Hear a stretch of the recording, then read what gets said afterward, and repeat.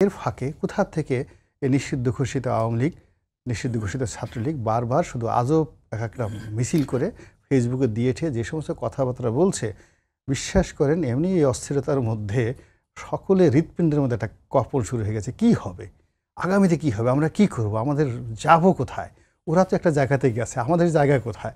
আমরা এখান থেকে প্লেনে করে যাব, না সমুদ্র পাড়ি দেবো, না হাঁটবো? সীমানা কই, সীমান্ত কই?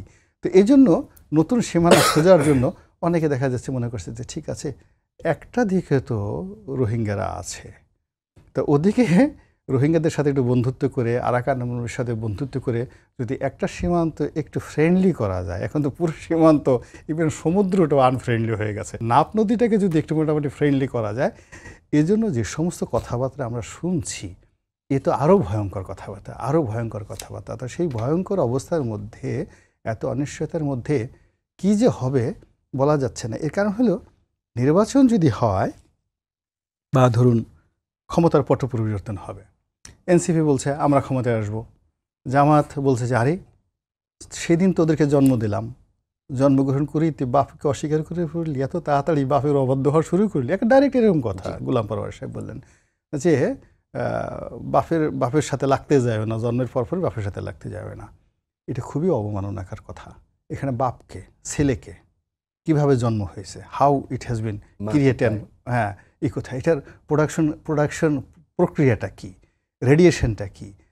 তো এই জিনিসগুলো যদি প্রশ্ন করেন আপনি, তাহলে জামাত নেতার এই বক্তব্যে এনসিপির মানে মাথা গরম হয়ে যাওয়ার কথা, ইজ্জত বলে তাদের কিছু থাকার কথা না, এই কথাই সেখানে বলা হয়েছে।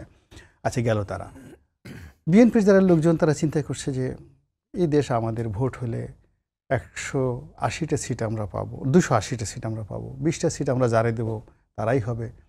এখানে এই সময়টাতে এদের লম্ফজম্ফ কথাবার্তা ভালো লাগছে না। বিএনপির এক নেতা আমি দেখলাম, আমি নাম বলবো না, সে ডায়াবেটিস ছিল, ব্রঙ্কাইটিস ছিল, নিউমোনিয়া ছিল এবং একটু লম্বা হওয়ার কারণে অনেকটা গুজা হয়ে হাঁটতো এই 1 বছর আগেও।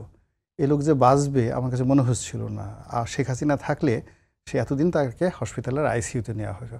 আজকে দেখলাম ও মাই গড, জুলিয়াস সিজারে সে সাহসী হয়ে গেছে। সে বলছে যে বেয়াদব, এনসিপির এক নেতাকে উদ্দেশ্য করে বলছে বেয়াদব, এই কথা বললি তোর জিব্বা টানতে ছেড়ে ফেলবো।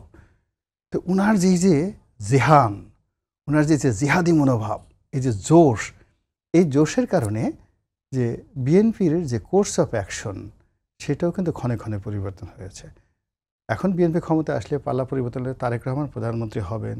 আবার উনি প্রধানমন্ত্রী হলে এখন যারা বিভিন্ন জায়গাতে ক্ষমতা ভোগ করছেন, উনি দেশে আসার পরে দলের মধ্যে অনেক কিছু হবে।